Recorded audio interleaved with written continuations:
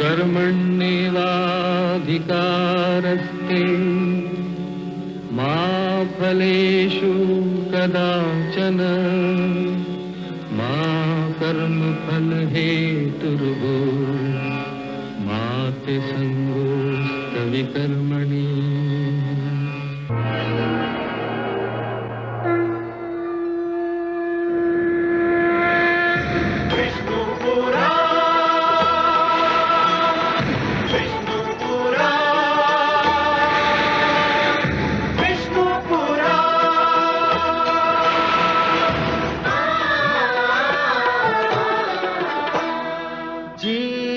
ज्ञान ब्रह्म ज्ञान अथ श्री विष्णु पुराण ओम की कथा महान जय श्री विष्णु पुराण विष्णु पुराण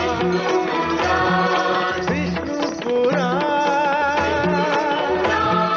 विष्णु पुराण प्रकटे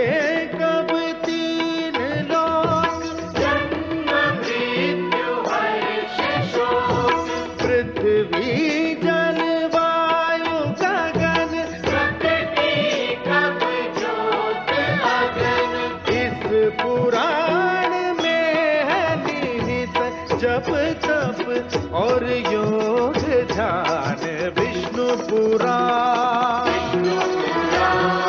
विष्णु पुराण विष्णु पुराण। मैं मां हूं, धरती मां। ध्रुव मेरे श्रेष्ठ और प्रिय पुत्रों में से एक है, जिसने मानव समाज को यह संदेश दिया है कि भक्ति के बिना कर्म अधूरा है और कर्म के बिना भक्ति अधूरी है। कर्म में भक्ति का समावेश हो जाए तो भगवान विष्णु को अपने कृपा द्वार खोलते देर नहीं लगती। अटल विश्वास, दृढ़ संकल्प, अटूट निश्चय क्या नहीं कर सकता। ध्रुव के रूप में मुझे मानव शक्ति की पहली झलक देखने को मिली। कितना आश्चर्यजनक है यह सत्य कि एक छोटे से बालक ने भगवान विष्णु को धरती पर आने पर विवश कर दिया। मुझे अनुमान हुआ कि मानव चाहे तो क्या नहीं कर सकता, परंतु क्या भगवान का धरती पर आ जाना ही पर्याप्त है, या उनके धरती पर आने से जो प्रकाश फैलता है उसे अपने मन में समेट लेना भी आवश्यक है। लगता है कि ध्रुव को इतने पर भी संतोष नहीं है। उसे उसका घर, उसका स्थान मिल गया। वो कुछ और भी चाहता है।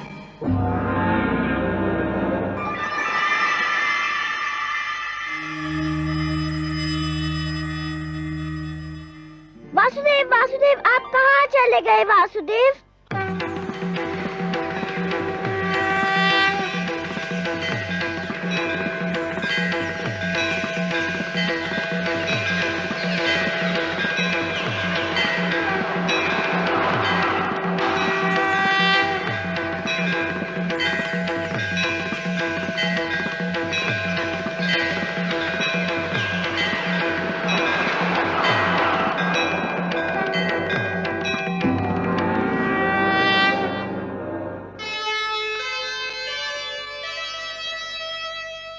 नन्हा सा ध्रुव हो गया,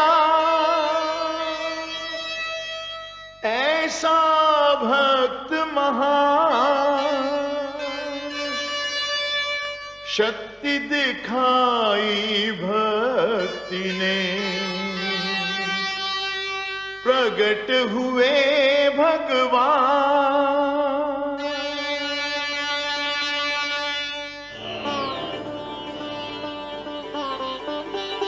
वासुदेव, मैं कहीं नहीं गया वत्स ध्रुव। तुम मुझे अपने सम्मुख देखना चाहते थे ना? तो लो, देखो, मैं तुम्हारे नेत्रों के सामने उपस्थित हूं। तुम विजयी हुए पुत्र। तुमने मुझे जीत लिया। तुम्हारे जैसा तपस्वी न कभी हुआ है और न कभी होगा। तुमने सिद्ध कर दिया कि जीव ब्रह्म का ही एक अंश है और अपनी साधना से ब्रह्म को भी धरती पर ला सकता है।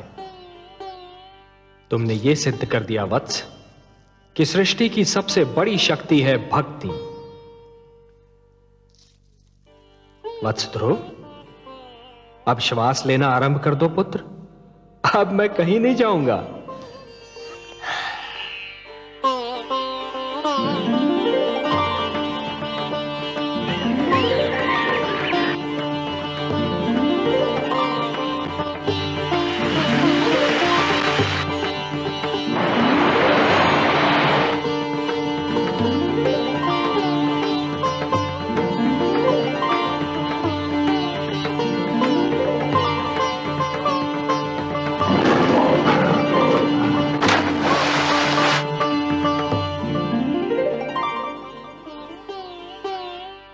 तुम मुझसे मिलना चाहते थे, मैंने तुम्हारी इच्छा पूर्ण कर दी।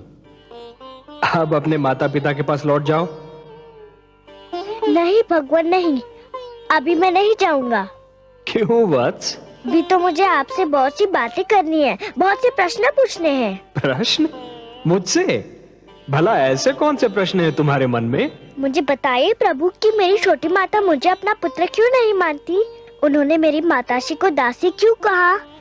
उन्होंने मुझे मेरे पिताश्री की गोद से क्यों उतारा? मेरे पिताश्री ने छोटी माता को रोका क्यों नहीं?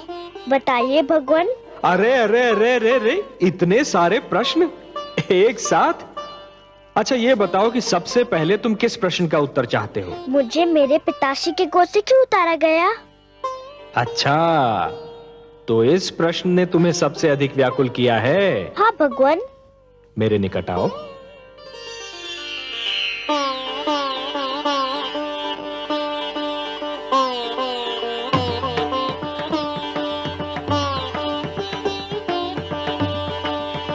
और निकट आओ वत्स।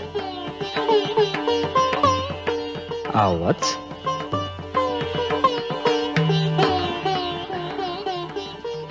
मेरी गोद में बैठ जाओ।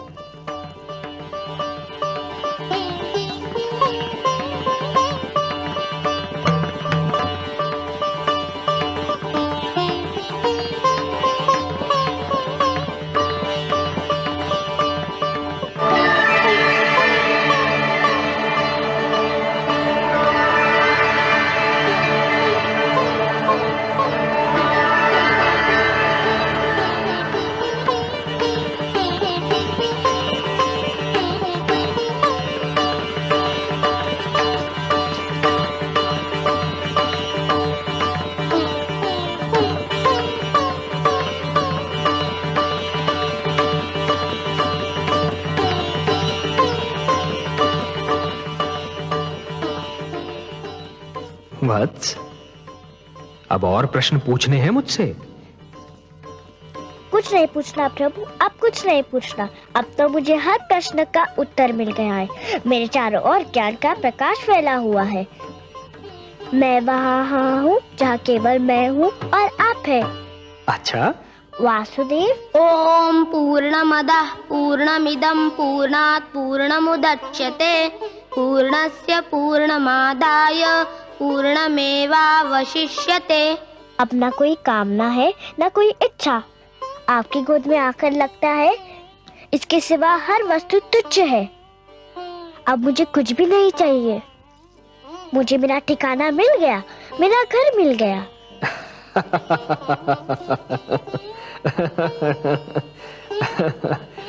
नहीं वत्स, मेरी गोद तुम्हारा ठिकाना नहीं, तुम्हारा घर नहीं। तुम्हारा घर तो वो कर्म भूमि है जिसका नाम है जीवन, संसार। भक्ति से तुमने मेरा मन जीत लिया, अब कर्म के माध्यम से तुम्हें परिवार का मन जीतना है। अपने परिवार की सेवा करके एक पुत्र धर्म को निभाना है। अपनी प्रजा को न्याय पर आधारित शासन देना है तुम्हें, कि फिर किसी बालक को अपने पिता की गोद से उतारा न जाए, मेरी खोज में यूं भटकना न पड़े। वत्स, जब तुम ये समस्त धर्म निभा लोगे ना, तो तुम्हें वो स्थान प्राप्त होगा जो संसार के रहते तुम्हारा नाम जीवित रखेगा।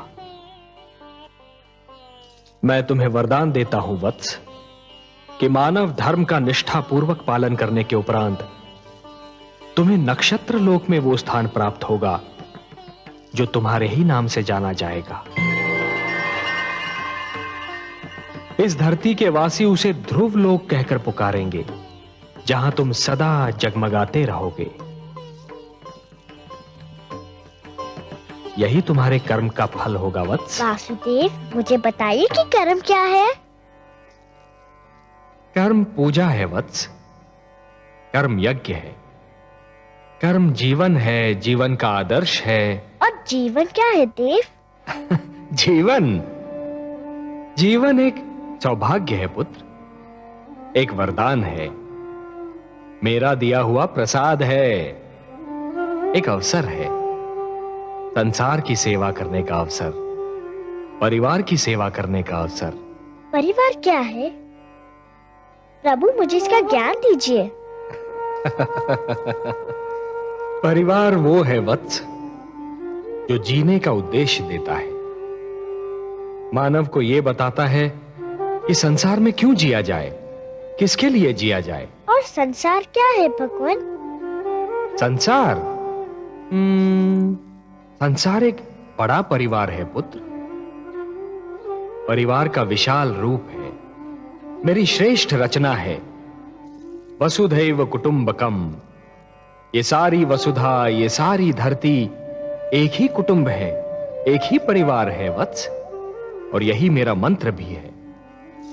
ये सारा संसार मेरी ही संतान है।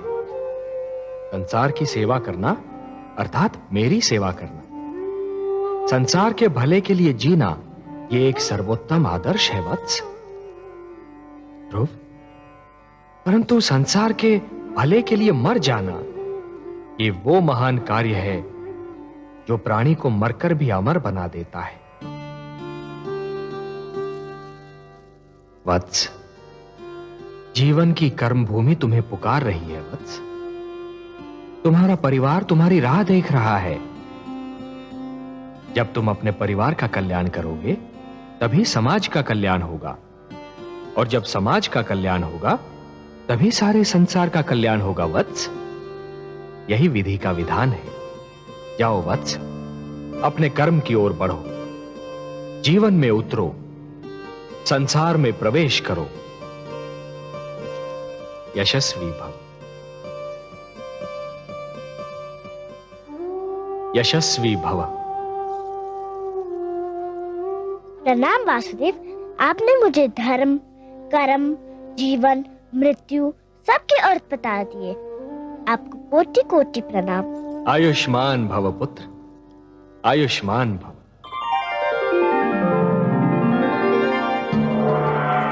इन्हें तो तुम पहचानते ही हो पुत्र, इनसे तुम कई बार मिल चुके हो। ये विष्णु प्रिया हैं, तुम्हारी माता लक्ष्मी।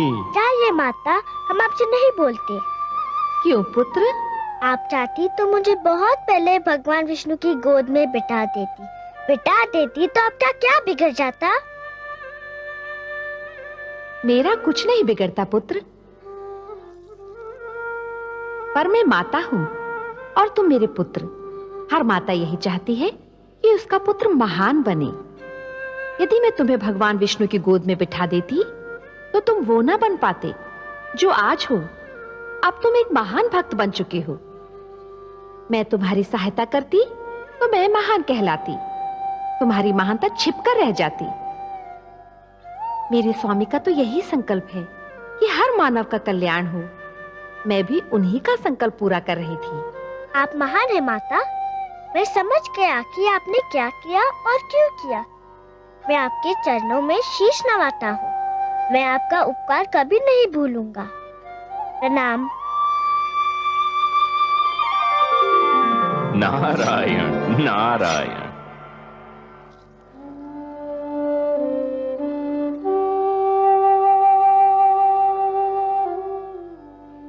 गुरुदेव देखिए देखिए, ये क्या चमत्कार हो गया। यह भगवान विष्णु है और लक्ष्मी माता, ये सब मुझसे मिलने आए हैं। ये सब आप ही के कारण हुआ, आप ही की कृपा से हुआ। आप महान है गुरुदेव। नहीं पुत्र, तुम महान हो। तुमने अपनी भक्ति से ब्रह्मा का लेख बदल दिया। नहीं गुरुदेव, आपसा मार्गदर्शक मुझे न मिलता तो ये सब कैसे होता। ध्रुव ठीक कह रहा है देवर्षि। गुरु तो भगवान से भी बड़ा होता है। गुरुर ब्रह्मा गुरुर विष्णु गुरुर्देवो महेश्वरः गुरु साक्षात परब्रह्म तस्मै श्री गुरवे नमः। यशस्वी भव पुत्र। प्रभु, यदि आपकी और माता की अनुमति हो तो मैं वत्स ध्रुव को महाराज उत्तानपाद की राजधानी पहुंचा दूं। नहीं देवर्षि, आप अकेले नहीं जाएंगे। ध्रुव को विदा करने हम सब साथ मिलकर जाएंगे।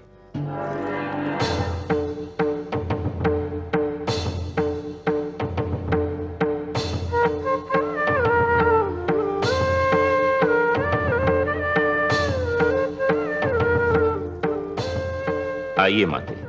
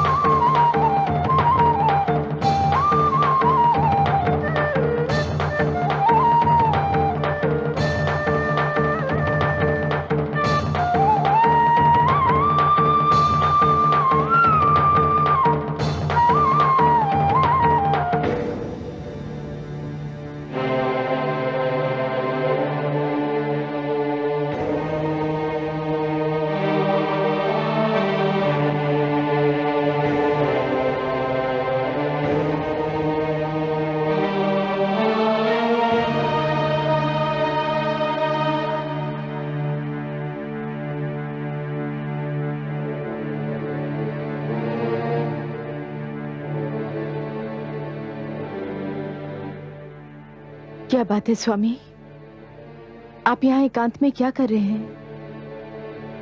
एकांत? एकांत के सिवा मेरे जीवन में राह क्या है? महारानी सुनीति, लोग तो कहते हैं कि एकांत में मन को शांति मिलती है, पर यह एकांत बड़ा निष्ठुर है। मेरा एकांत अपने साथ पुत्र ध्रुव की मधुर स्मृतियों की भीड़ लाता है। इस एकांत का मौन बड़ा ही निर्दयी है। ये चिल्ला चिल्ला कर मुझसे प्रश्न पूछता है जिनके उत्तर मेरे पास नहीं। ये पूछता है कि पुत्र ध्रुव क्यों चला गया, कहां चला गया।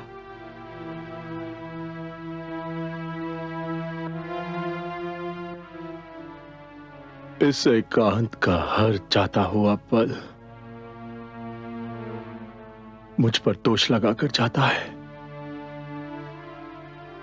कि मैंने अपने ही हाथों से अपने संसार में आग लगाई थी, और हर आता हुआ पल ये संदेश लेकर आता है कि ये एकांत ही मेरा दंड है।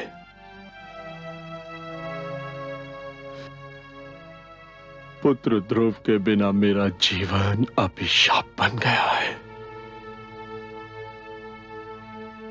और यह अभिशाप मुझे जीवन भर भोगना है, जीवन भर भोगना है।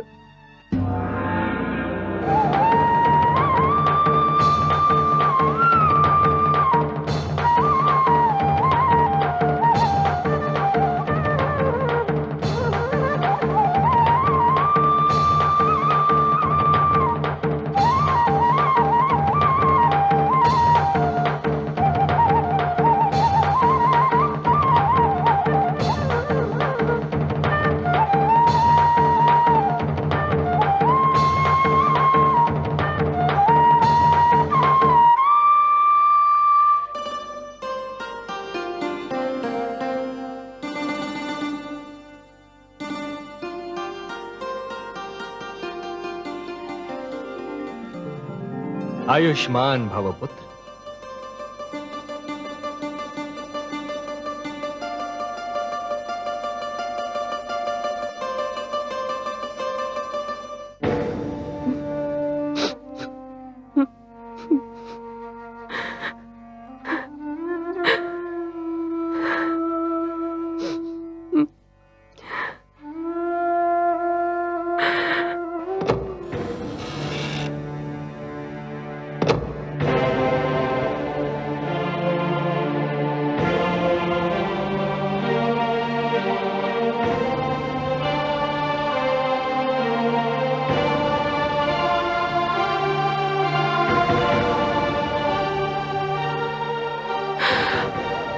प्रणाम माते। ध्रुव तुम? हाँ, मैं आपको धन्यवाद देने आया हूँ। धन्यवाद? मुझे? मैंने ऐसा कौन सा शुभ कार्य किया है कि तुम मुझे धन्यवाद देने आए हो? आपने जो मुझ पर उपकार किया। उपकार नहीं किया पुत्र, मैंने तुम पर अत्याचार किया है। अत्याचार किया है मैंने तुम पर। नहीं माते, आपने तो मुझ पर इतना बड़ा उपकार किया है कि मैं 100 जन्म आपकी सेवा करूं तब भी उसे चुका ना पाऊंगा। मत कहो मुझे माते, मत कहो। मैं इस पवित्र शब्द के योग्य नहीं हूँ। माता वो होती है जो अपने आंचल से संतान को सुख की छांव देती है, जिसका मन प्यार का भंडार होता है। मैंने तो तुमसे केवल घृणा की है, तुम्हें केवल दुख दिया है। मैं घृणा की पात्र हूँ, घृणा की पात्र हूँ। महारानी सुनीति से मुझे ईर्ष्या थी, उसका बदला मैंने तुमसे लिया पुत्र। मैंने ही तुम्हें महाराज की गोद से उतारा, मैंने ही तुम्हें वन में भटकने पर विवश कर दिया, मैंने ही एक नन्हे से बालक को यातना झेलने पर विवश कर दिया। मैं माता नहीं, कुमाता हूँ, कुमाता हूँ। पुत्र कुपुत्र हो सकता है, पर माता कुमाता हो ही नहीं सकती। वो तो देवी के समान होती है, पवित्र और पूजा के योग्य। आप भी मेरे लिए पूजा के योग्य है। भूल गए आप? आपने तो मुझे भगवान विष्णु का नाम बताया था। आपने तो कहा था कि मैं भगवान विष्णु को पाने के लिए तपस्या करूं। सच पूछे तो आप ही के कारण मुझे भगवान विष्णु के दर्शन हुए। हे भगवान, जिस बालक के प्रति मैंने इतने अन्याय किए, वही आज मुझे अपनी महानता का कारण समझ रहा है। तुम महान हो पुत्र, तुम महान हो। क्या कर रही है माते? मुझे अपने चरण छू लेने दो पुत्र, कदाचित मेरे पापों का बोझ कुछ कम हो जाए। जिस दिन माता को पुत्र के चरण छूने पड़े, उसी दिन का नाम महाप्रलय होगा। मुझे अपने गले लगा लीजिए माते, मैं धन्य हो जाऊंगा। पुत्र, मेरा पुत्र ध्रुव।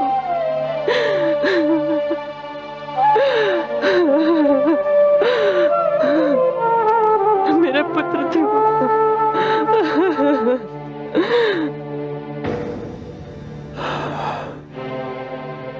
ये सब भाग्य का खेल है स्वामी। नहीं,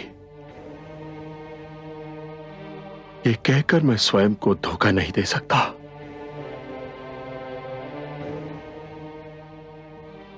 इन तर्कों से मेरे मन को शांति नहीं मिलती। यदि आज मैं पुत्र ध्रुव का मुख देखने को तरस रहा हूं, तो ये भाग्य का खेल नहीं, मेरे कर्मों का दुष्परिणाम है।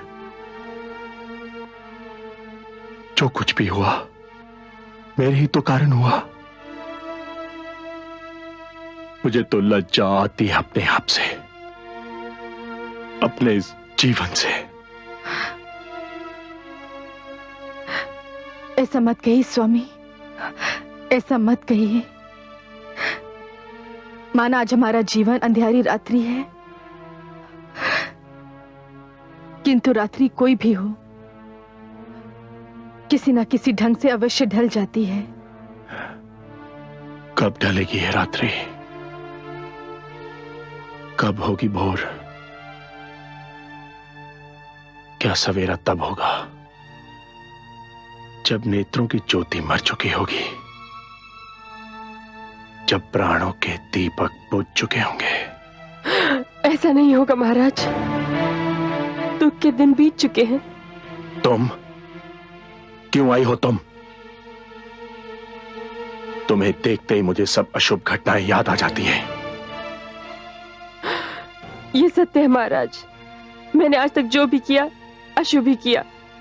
मैंने कभी आपको कोई शुभ समाचार नहीं दिया, किंतु आज मैं आपको शुभ समाचार सुनाने आई हूं महाराज। तुम और शुभ समाचार? बबूल के वृक्ष पर आम नहीं फलते सुरुचि। महाराज, भगवान विष्णु चाहे तो क्या नहीं हो सकता। ये देखिए। प्रणाम माते, प्रणाम पिताश्री। ध्रुव, मेरे लाल।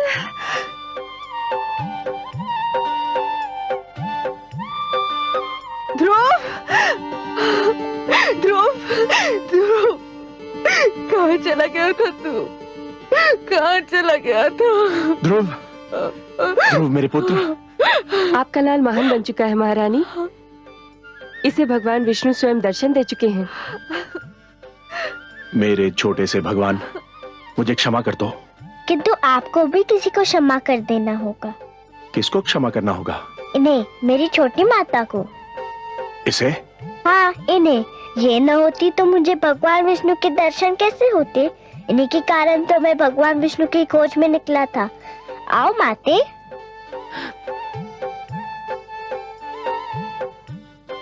मुझे क्षमा कर दीजिए महाराज।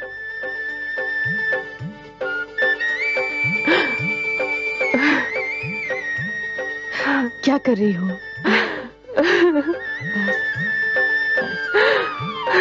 ध्रुव भैया, ध्रुव भैया। त्याग तपस्या भक्ति से जीत लिया भगवान। धन्य हुआ संसार सब पाकर भक्त महान। ऐसा था निश्चय अटल, ऐसा था विश्वास। ध्रुव ऐसा तारा बना, चमक उठा आकाश, चमक उठा आकाश।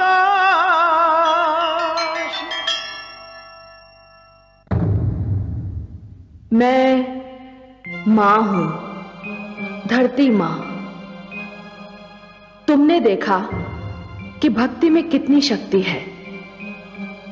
तुमने देखा कि अपनी तपस्या और दृढ़ निश्चय के बल पर भक्त भगवान को भी जीत सकता है, भगवान को धरती पर आने को बाध्य कर सकता है। यह भक्त और भगवान के रिश्ते की कथा थी।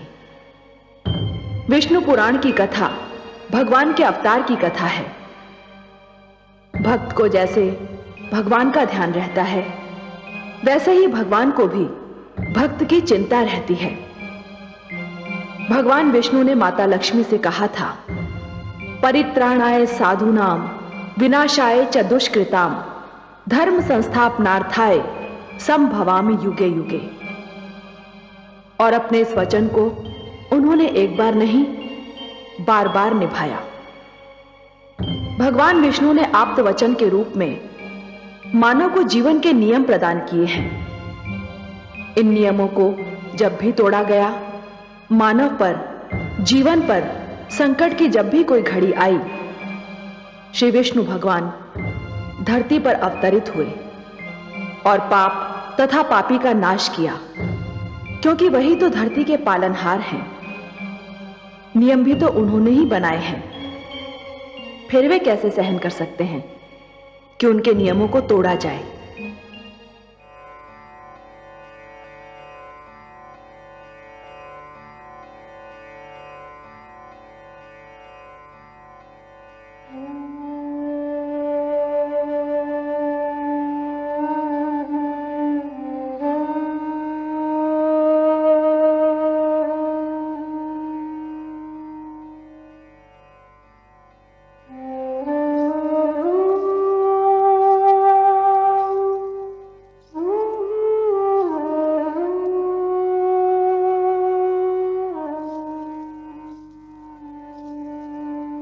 महादेवी,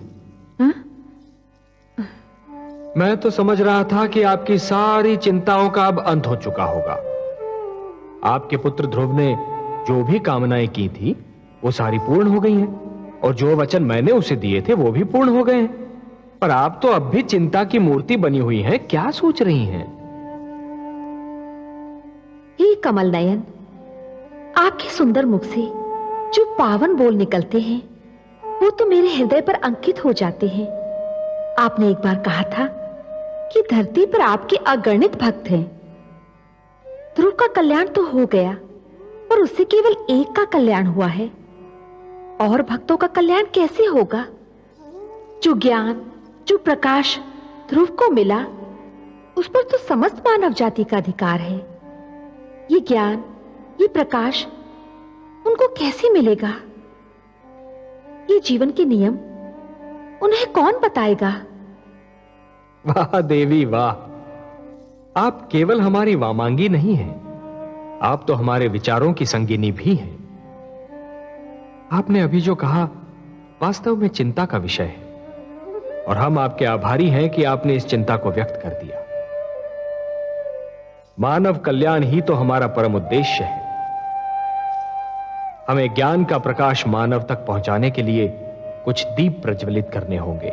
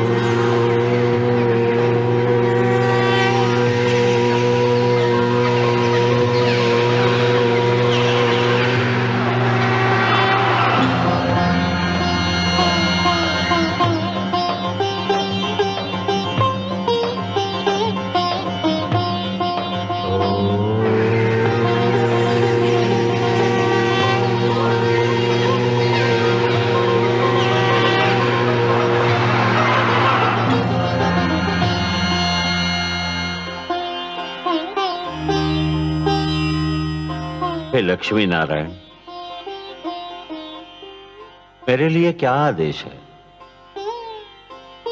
आज आपकी सभा में कुछ नवीन, अति सुंदर और महातेजस्वी पात्र दिखाई दे रहे हैं प्रभु, जिनके आज से पहले अभी दर्शन नहीं हुए।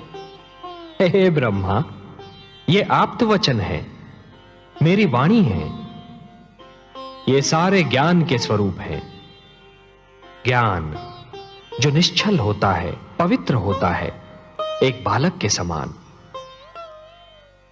और इसीलिए इन्हें बाल स्वरूप प्राप्त हुआ है। ब्रह्मा जी, विधाता को अपना परिचय दीजिए। हे ब्रह्मा, भगवान विष्णु ने मेरा नाम ऋग्वेद रखा है। हे प्रजापति, भगवान विष्णु ने मुझे यजुर्वेद का नाम दिया है। हे विधाता, भगवान विष्णु ने मुझे सामवेद कहकर पुकारा है। हे प्रभु, भगवान विष्णु से मुझे अथर्ववेद का नाम मिला है। हे त्रिलोकीनाथ, परिचय तो मिल गया, परंतु मेरे लिए इनकी रचना का उद्देश्य अब भी एक भेद बना हुआ है। कौन सी आवश्यकता इनकी रचना का कारण बन गई सर्वेश्वर? हे चतुरानन, जिस सृष्टि का निर्माण आपने किया है उसे चलाने का कार्यभार तो हम ही को मिला है ना? वो तो आप बहुत सुंदर ढंग से चला रहे हैं। आदि प्रजापति, हाँ, किंतु शिशु जब अपने पांव पर खड़ा होना और चलना सीख रहा होता है तो हर पग पर उसके पांव डगमगाते हैं। उसे गिरने का भय होता है, तब उसे किसी उंगली या हाथ के संबल की आवश्यकता होती है। मानव जीवन भी अभी बस अपने पांव पर खड़ा होना और चलना सीख ही रहा है ब्रह्मा जी। उसे भी किसी संबल की आवश्यकता है, ज्ञान की आवश्यकता है, प्रकाश की आवश्यकता है। और ये मेरे वेद, मेरी वाणी, मेरे आप्त वचन मानव की इसी आवश्यकता की पूर्ति करेंगे। आपकी जितनी भी प्रशंसा की जाए कम है। हे परम श्रेष्ठ, कितनी सुंदर कृतियां बनाई हैं आपने। इनके मुख से तो तेज की किरणें फूट रही है। हे विधाता, आपको तो ज्ञात ही है कि मानव मुझे कितना प्रिय है। मैं तो स्वयं मानव में अपनी छाया देखता हूं। मैं उसे वो ज्ञान देना चाहता हूं जो किसी और प्राणी के पास ना हो। मैं उसे वो विवेक देना चाहता हूं जो उसे श्रेष्ठता दे, समृद्धि दे। ये वेद मैंने मानव कल्याण के लिए रचे हैं। इसीलिए तो जगत आपको मंगलकारक कहता है। हे विश्वेश्वर, आपको सदैव मानव कल्याण का ध्यान रहता है। हे ब्रह्मा, मेरा मानव पर और मानव का मुझ पर अधिकार है। ये ऋग्वेद है। ऋग्वेद का संदेश है मनुर्भव, मनुष्य बनो। मनुष्य इसका निर्देश है। ऋग्वेद ईश्वर और मानव के संबंध की परिभाषा है। यह मानव को प्रार्थना के मंत्र सिखाएगा ब्रह्मा जी। आप तो स्वयं दयामय हैं प्रभु, प्रार्थना और पूजा की आवश्यकताओं से परे। हे सर्वशक्तिमान, प्रार्थना का आपके लिए क्या महत्व है? हे ब्रह्मा, प्रार्थना का महत्व मेरे लिए नहीं है। प्रार्थना का महत्व तो मानव के लिए है, क्योंकि प्रार्थना झुकना सिखाती है। जिस प्रकार वृक्ष की डाली फलों से लद जाने पर झुक जाती है, उसी प्रकार जब मनुष्य को ज्ञान और समृद्धि मिले तो उसे झुक जाना चाहिए। जो सिर झुकता नहीं, उस सिर में अहंकार अपना डेरा डाल देता है। ऋग्वेद मानव को अहंकार से बचाएगा। ऋग्वेद मानव को यह सिखाएगा कि सिर किसके आगे झुकाना चाहिए और कैसे झुकाना चाहिए। आप सच्चिदानंद हैं, सत हैं, चैतन्य हैं, चित हैं और आनंद स्वरूप हैं। आपके विचार भी आप ही की भांति आनंददायक हैं नीलकांत। मुझे शेष वेदों की महानता से भी अवगत कराने की कृपा करे प्रभु। ये यजुर्वेद, ये मानव को यह बताएगा कि मैं यज्ञ में निवास करता हूं। हे सृष्टि रचयिता, जीवन का दूसरा नाम है कर्म। जब कोई कर्म दूसरों की भलाई के लिए किया जाता है तो उसे यज्ञ कहते हैं। यज्ञ परोपकार का दूसरा नाम है और परोपकार दूसरों की भलाई करने का सर्वोत्तम गुण है। हे ब्रह्मा, जैसे एक रस्सी के बिना जल से भरा हुआ डोल कुएं से बाहर नहीं आ सकता, वैसे ही यज्ञ के बिना मानव जीवन भी अज्ञान के अंधकार से ज्ञान के उजाले में नहीं आ सकता। और यही संदेश देगा मानव को यह यजुर्वेद। मुझे सामवेद का ज्ञान भी दीजिए प्रभु। सामवेद? हे ब्रह्मा, आपकी सृष्टि के कण कण में संगीत बसा है। संगीत जो मन को मुग्ध कर देता है। संगीत कोयल की कूक में भी है और पपीहे की पुकार में भी, नदी की लहरों में भी है और झरने के बहाव में भी। आत्मा को परमात्मा की झलक मिलते ही मन में राग अनुराग का जो सोता फूट पड़ता है, उसी का मधुर संगीत है ये सामवेद। संगीत ज्ञान का भंडार है ये सामवेद। और यह अथर्ववेद। हे आदि प्रजापति, आप तो जानते हैं कि धरती पर सूर्य अपने संग एक नवीन दिन के साथ साथ एक नवीन समस्या, एक नवीन कठिनाई भी लाता है। और मानव जीवन की प्रगति के लिए यह आवश्यक भी है कि वह समस्याओं को सुलझाता रहे, कठिनाइयों से लड़ता रहे। ये अथर्ववेद मानव को धरती पर पैर जमाने का पाठ पढ़ाएगा, उसके मन और शरीर को आपत्तियों विपदाओं से बचना सिखाएगा और समस्याओं को सुलझाने का मार्ग दिखाएगा। हे सर्वेश्वर, ये वेद पाकर तो मानव धन्य हो जाएगा, वो श्रेष्ठ हो जाएगा। आप धन्य हैं प्रभु, धन्य हैं। अपने आप्त वचन के रूप में संसार को यह अनुपम भेंट दे रहे हैं। हे ब्रह्मा, यदि मानव ने इन वेदों की रक्षा की तो ये वेद भी मानव की रक्षा करेंगे। धर्मो रक्षति रक्षिता। मैं चाहता हूं कि मेरी वाणी को सुरक्षित रूप से आप मानव जाति तक पहुंचा दें। यह कार्य तो आप ही कर सकते हैं ब्रह्मा जी। मैं आपके आदेश का सहर्ष पालन करूंगा सर्वेश्वर। हे ज्ञानकोश, आओ मेरे साथ।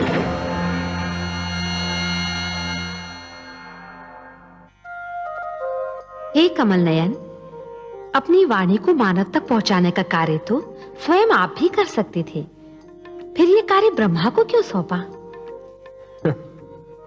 महादेवी, मेरी वाणी में तो जीवन का वरदान है, मानव संस्कारों का समावेश है, परंतु सृष्टि के निर्माता तो ब्रह्मा ही है ना। मानव को जन्म उन्होंने ही दिया है, इसीलिए मेरी वाणी के वरदान और संस्कार मानव जाति तक केवल ब्रह्मा ही पहुंचा सकते हैं। आप जो भी करते हैं मानव कल्याण के लिए ही करते हैं।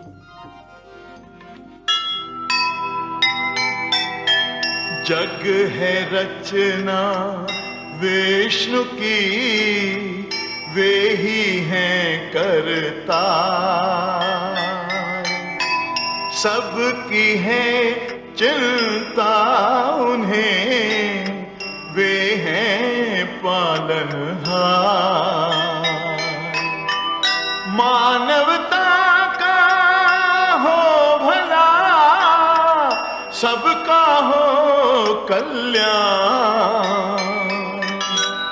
इसीलिए संसार को दिया वेद का ज्ञान, दिया वेद का ज्ञान।